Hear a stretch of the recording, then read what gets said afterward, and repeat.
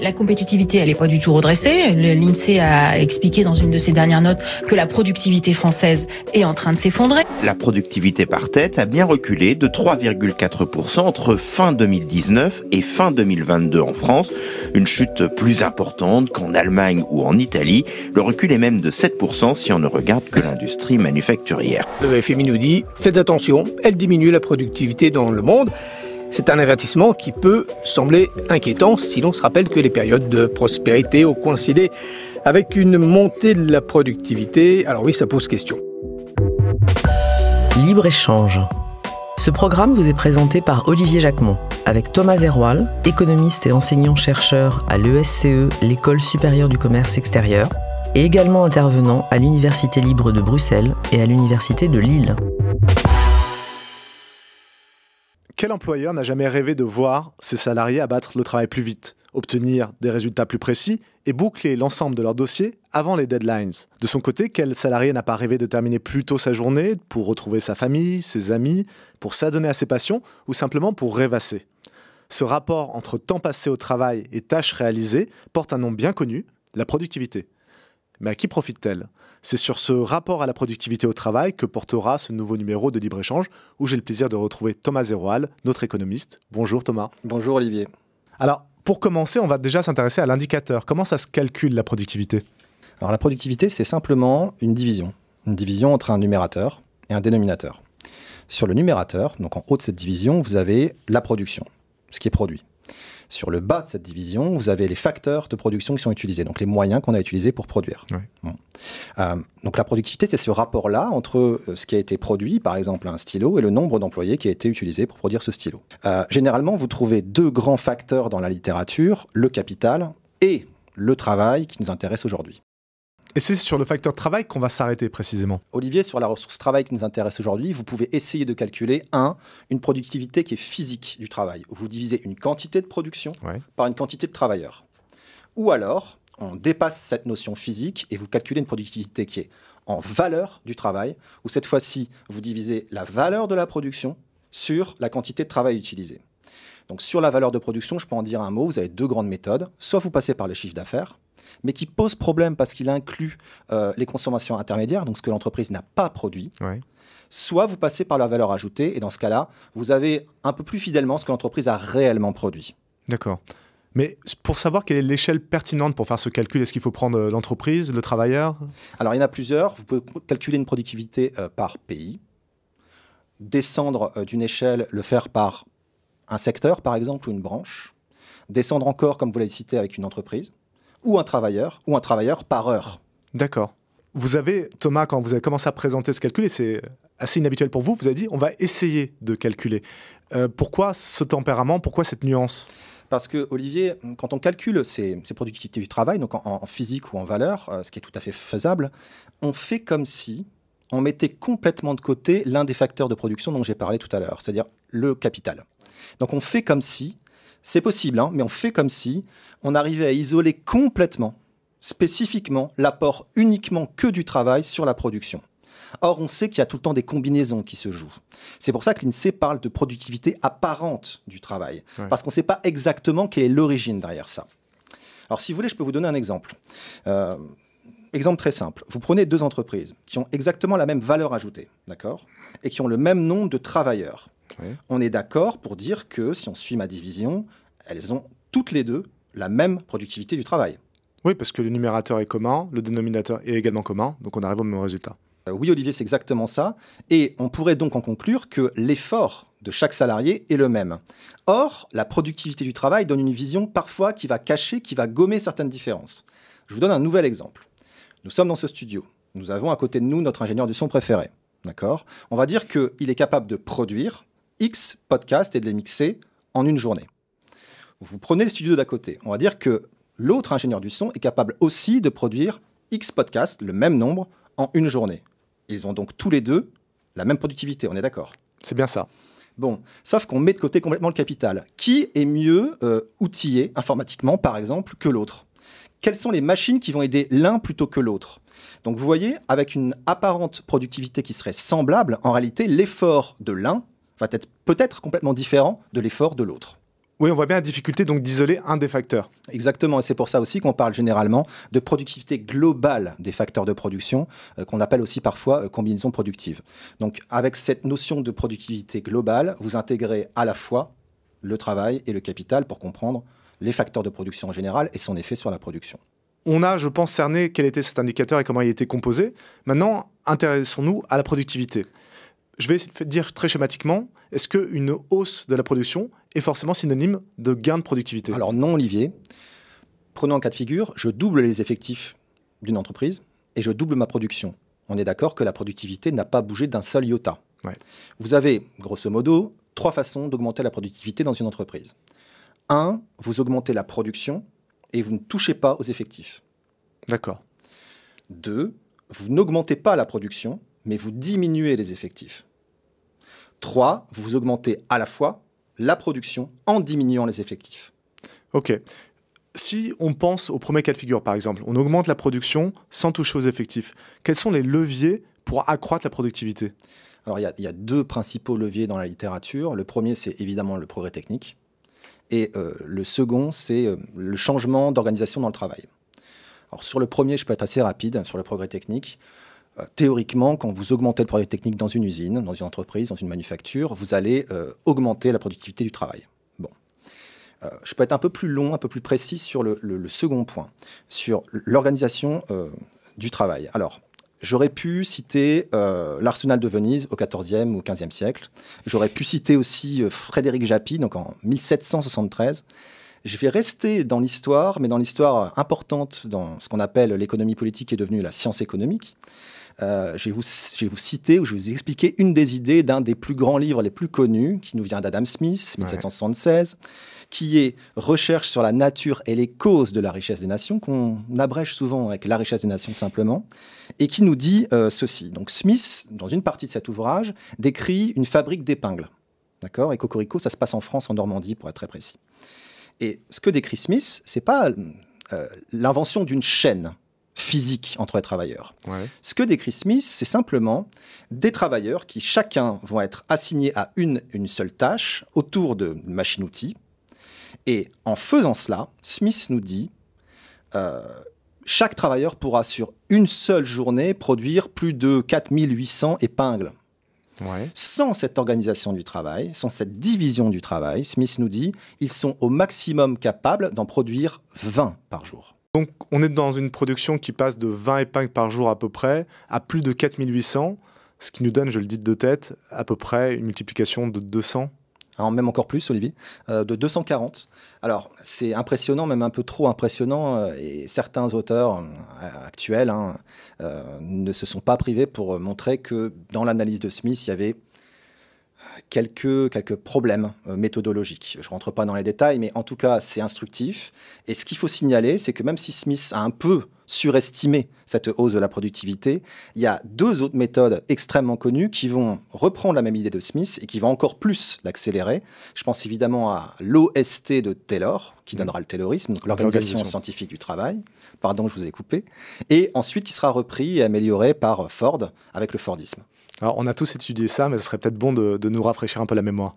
Alors, sur Taylor, on a un ouvrage qui va sortir en 1911, The Principle of Scientific Management, et qui nous dit ceci, qui nous dit principalement, je dis bien principalement, 2 choses. Taylor qui est un ingénieur américain, va, pousser une division horizontale du travail. Donc, comme Smith, chacun va être assigné à une tâche. Mm-hmm. La différence entre Taylor et Smith, c'est que Taylor va aller un peu plus loin dans le sens où il va chronométrer chaque tâche, chaque geste. Bon. Premier point. Et Taylor va aussi, dans cette organisation scientifique du travail, dans cette OST, cette fameuse OST, mettre en place ce qu'on appelle une division qui est verticale cette fois. Donc c'est la fameuse expression que vous connaissez sûrement, ou qui va vous rappeler des choses, la différence entre l'école blanc et l'école bleue. Donc l'école blanc était les cadres qui étaient plutôt en haut de l'usine en train de surveiller l'école bleue, les ouvriers, pour vérifier que chaque tâche était bien effectuée avec le bon minutage. Voici ce qu'a, entre autres, créé Taylor. Bon. Ford, lui, reprend ce qu'a fait Taylor et le développe principalement à partir des années 30. Donc, il reprend ça dès 1913, mais en réalité, ça s'est vraiment développé à partir des années 30, 1930. Et lui, il va, accélérer ce que Taylor fait en mettant en place une véritable chaîne physique entre les ouvriers, notamment. Et il va avoir un coup de génie, Ford, avec notamment la production de cette Ford T. Il va augmenter les salaires. Alors, il ne le fait pas, évidemment, de bonté de cœur. Il espère que ses salariés, avec une hausse des salaires, pourront acheter ce qu'eux-mêmes ont produit.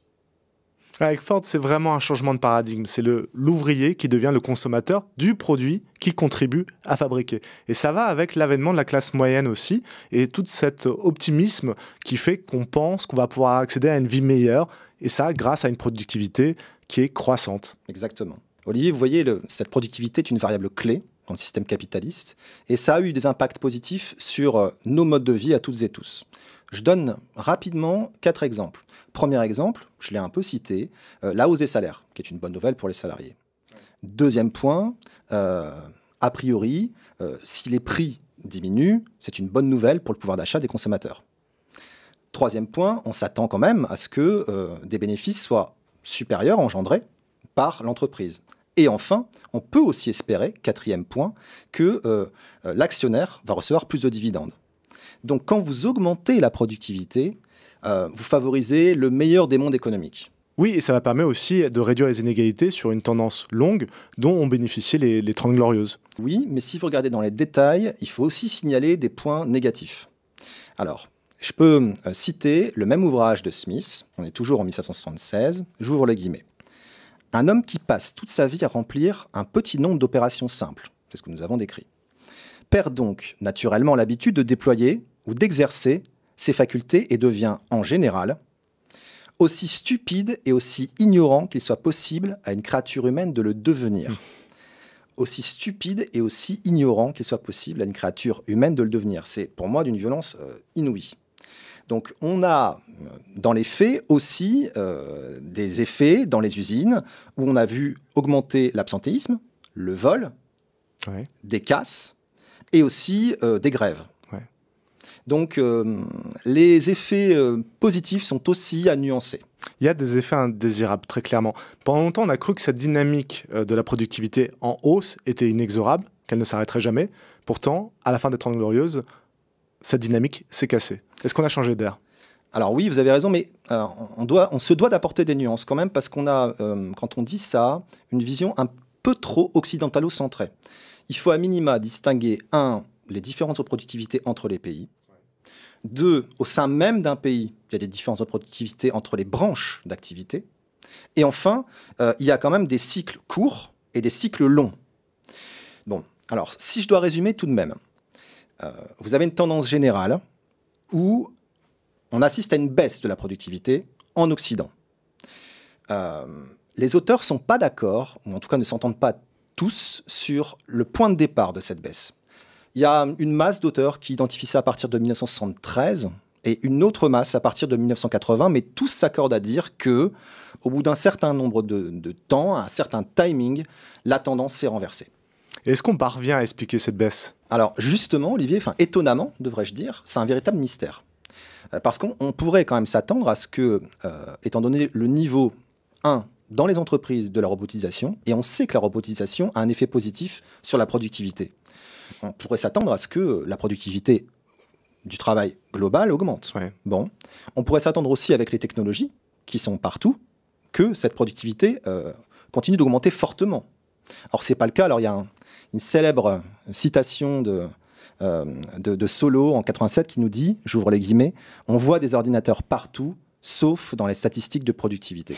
C'est amusant. C'est amusant, ouais. Et si je prends encore une fois un exemple plus récent, parce que 1987 ça peut paraître assez ancien, mais on parle beaucoup d'intelligence artificielle, on parle beaucoup de ChatGPT, etc. Est-ce que véritablement ça a eu un effet de long terme sur notre productivité? Je ne suis pas sûr. À court terme, je pense que oui. Sur certaines tâches, je pense que oui. Mais encore faut-il ne pas être coupé par l'ensemble des réseaux sociaux sur lesquels on serait aspiré, donc qui pourraient nous couper de notre travail. Donc à voir pour le moment, mais je ne suis pas sûr que c'est un effet positif. On pourrait s'attendre aussi à ce que la recherche et développement, dans les entreprises notamment, ait un effet positif Troisième point. Et quatrième point, on pourrait s'attendre aussi avec ce que le niveau d'éducation, lui, ait un effet positif sur la productivité. Et pourtant, cette productivité, alors depuis 1973 ou depuis 1980, continue de baisser. Ouais. Donc c'est un mystère. Donc pour répondre à votre question, on a deux grandes explications généralement dans la littérature. Une première, alors je vais le dire de façon un peu pompeuse, c'est un changement sectoriel de l'économie. Je vais le dire de façon un peu moins pompeuse. Nous serions passés au cours du XXe siècle et encore aujourd'hui d'un système avec un nombre d'emplois qui était important dans l'agriculture, qui ensuite s'est déplacé dans l'industrie et qui ensuite s'est déplacé dans les services. Donc souvent, ce changement sectoriel de l'économie, cette montée des emplois dans le service, est un argument qui revient quasiment sans cesse pour expliquer que la productivité baisse. Ça peut s'entendre a priori, parce qu'on s'attend à ce que les services sont des activités un peu plus de qualité, un peu plus de long terme, qu'on retrouve de relationnel, etc., qu'on retrouve un peu moins dans l'industrie, qui va être un peu plus robotisée, mécanisée, spécialisée. Bon. Sauf qu'il y a au moins, je dis bien au moins, 3 arguments ou 3 contre-arguments. Le premier, il a été chiffré que la montée des services dans l'emploi, dans les économies, a un effet sur la baisse de productivité, mais c'est un effet qui est limité entre 20 et 25%. Bon, alors le reste est ailleurs. Deuxième contre-argument qui est important de signaler, c'est pas parce que vous êtes dans une activité de service que votre activité n'est pas mécanisée, robotisée, standardisée. On a tous en tête énormément de métiers qui sont des métiers de service où votre rythme de travail est très important. Donc associer service et faible productivité tout le temps, c'est à mon avis assez dangereux. Et vous avez une troisième étude qui nous dit que même dans des secteurs très techno, très high-tech, aux États-Unis notamment, depuis les années 2000, même dans ces secteurs-là, la productivité va diminuer. Donc l'argument du changement sectoriel est juste, mais il est incomplet. Okay. Il y en a un deuxième qui est un peu moins connu, qui est une hypothèse qui est en train d'être testée parmi de nombreux économistes, qui est celui de l'investissement net. Alors je m'explique. Il y aurait un manque d'investissement, en fait, dans le capital, dans la robotisation. Alors, si vous prenez des activités ultra-tech, vraiment très high-tech, le problème, c'est que l'investissement dans ces activités-là a un cycle qui est extrêmement court. Donc, il faut investir beaucoup et beaucoup plus souvent pour que votre productivité du capital ne baisse pas. Donc en fait, on s'attend à ce que le manque d'investissement dans le capital et le manque de fréquence d'investissement dans le capital soit aussi une des raisons principales pour expliquer cette tendance à la baisse de la productivité générale.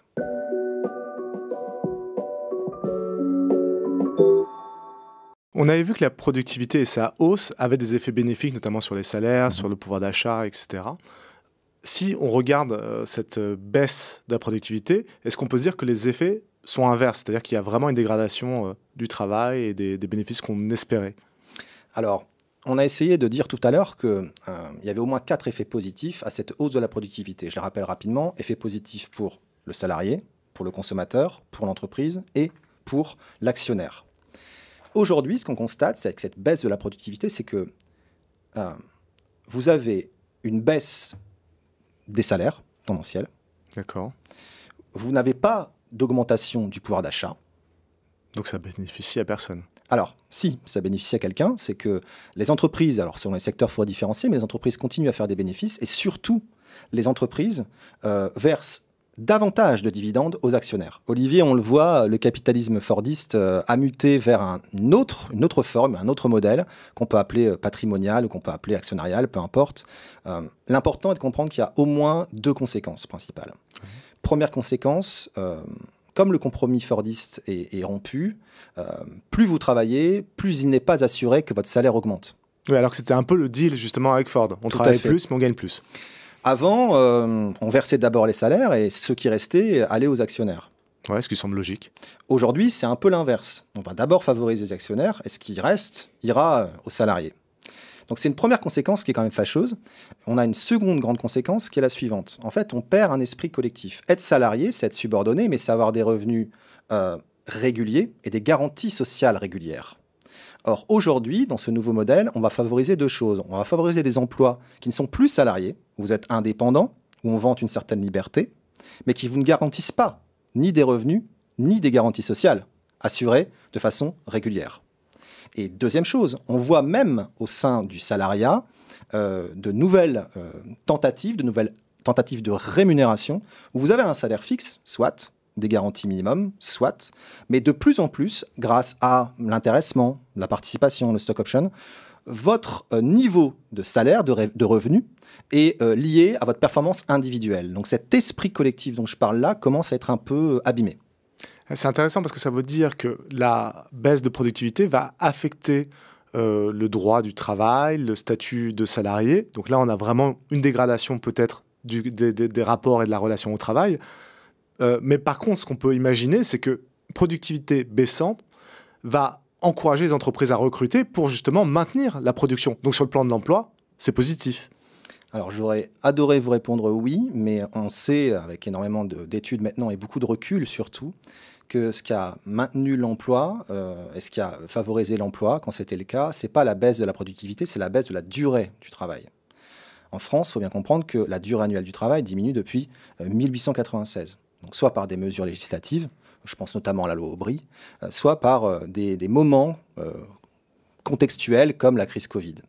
Donc malheureusement, cette tendance à la baisse de la productivité n'a pas favorisé l'emploi. Il faut trouver l'explication, mais ailleurs. La productivité baisse. La durée annuelle du travail baisse aussi. On peut imaginer que ces conditions créent un meilleur contexte pour travailler et donc un meilleur rapport à notre travail, non ? Alors, par rapport au taylorisme et au fordisme, évidemment qu'il y a eu de grandes avancées positives dans une entreprise. On pense par exemple au toyotisme, où on va essayer d'impliquer davantage les salariés, de travailler en mode projet, d'éviter aussi tous les gaspillages, etc. Donc ça, c'est très positif. Donc une meilleure organisation du travail. Oui, alors là, on est dans les années 60-70, on peut prendre des exemples plus récents. Je pense par exemple à un poste qui m'amuse souvent, c'est le Chief Happiness Officer dans certaines startups. Ouais. On essaye de rendre tout le monde heureux. Et on voit qu'on parle de travail libéré, qu'on valorise l'autonomie, l'agilité, etc. Bon, très bien. On le voit aussi sur des statistiques. Quand vous regardez les chiffres en France, l'indicateur, j'ouvre les guillemets, être aidé en cas de travail délicat, soit par vos collègues, soit par un supérieur hiérarchique, est en hausse. Donc on a de nouvelles organisations qui ont émergé depuis. On a des startups qui essaient d'innover et on a aussi des indicateurs dans les statistiques qui nous disent qu'il y a du mieux. Mais, parce que je sens qu'il y a un mais. Alors il y en a un, il y en a même trois. La pénibilité, la difficulté de faire son travail correctement n'ont pas complètement disparu. Alors, premier exemple, sur les métiers pénibles, les contraintes physiques sont à la baisse parce qu'on a notamment robotisé, notamment chez les ouvriers qualifiés ou dans l'agriculture. Bon. Mais dire aujourd'hui que le travail pénible n'existe plus, c'est une folie. Alors, je vais vous citer une enquête de l'INSEE de 2019. 35% des salariés déclarent subir au moins 3 contraintes physiques par jour, Olivier. Alors, vous pouvez me dire, mais contraintes physiques, on entend quoi par là? Alors, l'INSEE, quand vous allez fouiller dans les sources, nous dit ceci.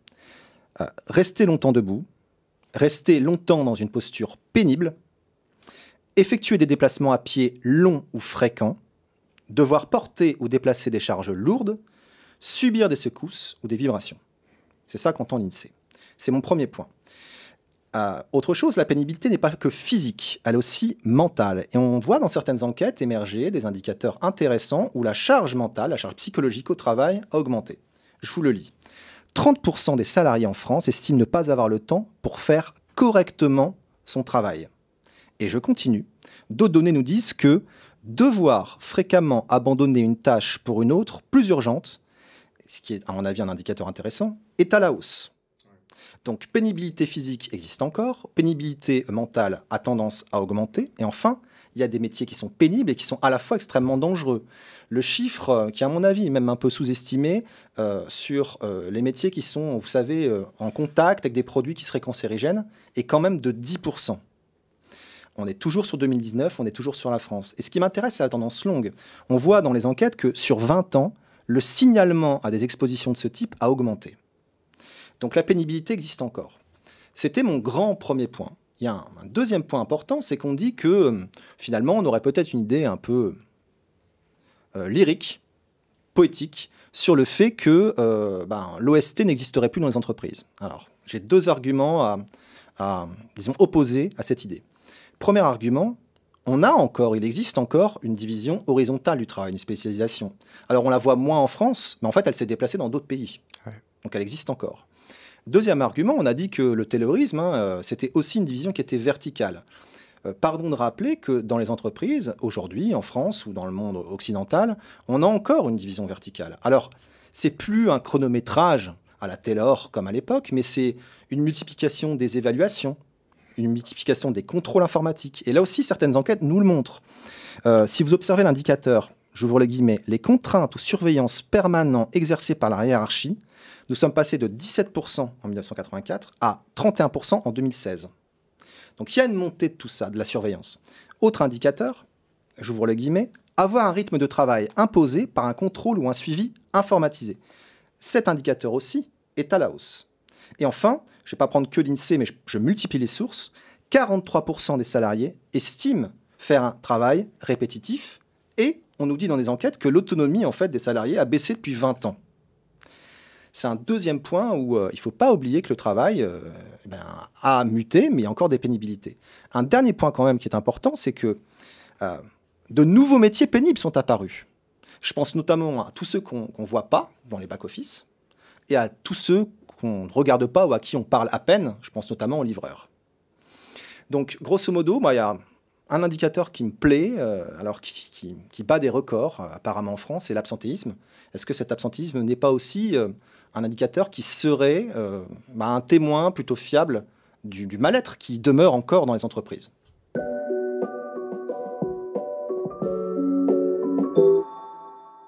Dans un premier temps, Thomas, nous avons vu la hausse de la productivité et son impact. Alors, parmi les bienfaits, on a vu une augmentation de salaire qui était imputable à un rythme de travail de plus en plus soutenu. Pour les méfaits, on a vu par contre une rupture d'adhésion à cette méthode d'organisation que sont les OST, Organisations Scientifiques du Travail, Taylor et Ford.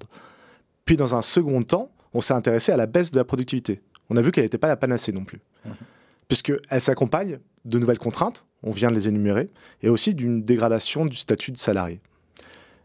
C'est donc un bilan contrasté. Ce qu'on comprend, Olivier, c'est que être ou ne pas être productif au travail ne dépend pas que du travailleur. C'est un premier point important, je crois. Il ne dépend même pas que de votre entreprise, il dépend de votre entreprise, votre organisation, qui s'inscrit dans un modèle particulier. On a vu que les modèles ont changé. Quand ces modèles changent, il y a des avantages et des inconvénients. Donc si votre organisation favorise le versement de 10 à 15% par an de ROI, donc retour sur investissement, à des actionnaires, vous pouvez être ou ne pas être productif, c'est pas pour ça que vous serez augmenté. Et c'est légèrement démotivant. Olivier, je comprends votre réaction et je pense qu'elle est largement partagée par celles et ceux qui peuvent nous écouter et qui ont souvent l'impression de courir énormément et de plus en plus dans leur travail sans comprendre exactement pourquoi. Alors, je vais essayer d'illustrer par un exemple. Un exemple qui est symbolique, c'est l'exemple des travailleurs dans les hôpitaux pendant le Covid. Ouais. Je reprends ma division de la productivité entre production sur facteur de production. D'accord ? La production, pendant cette période, a explosé. On est tous d'accord. Et les facteurs de production, parfois, donc les travailleurs, étaient de moins en moins nombreux. Est-ce une bonne nouvelle ? Non, vraiment pas. Pas du tout. Alors qu'en fait, on est tous d'accord aussi pour dire que la productivité dans les hôpitaux en France, à cette période-là, a explosé. Donc ce qu'il faut comprendre, c'est que la productivité est un indicateur qui vous permet certaines choses, mais qui ne permettent pas de décrire la qualité de ce que vous produisez, ni les conditions de travail dans lesquelles vous produisez. Donc c'est essentiel. C'est pourquoi on a essayé de mobiliser d'autres indicateurs. En fait, ce qu'il faut retenir, c'est que être ou pas être productif ne signifie pas être ou ne pas être heureux au travail. Et je crois que c'est ça qu'il faut avoir en tête. Que diriez-vous, Thomas, de faire appel à une expertise pour se consacrer à cette question de la qualité de vie au travail ? Pourquoi pas en invitant un DRH ? C'est une excellente idée, je suis vraiment partant. Eh bien, faisons ça, mais avant tout, on va retrouver un prochain épisode de Libre-Échange qui sera consacré aux douanes, avec Gaëlle Doharo, qui est une juriste, et on va voir leur rôle sous-estimé en matière d'environnement. Merci Thomas. Merci Olivier. À bientôt. À bientôt. Ce podcast vous a été proposé par l'ESCE, l'École supérieure du commerce extérieur, et l'IFG, Executive Education.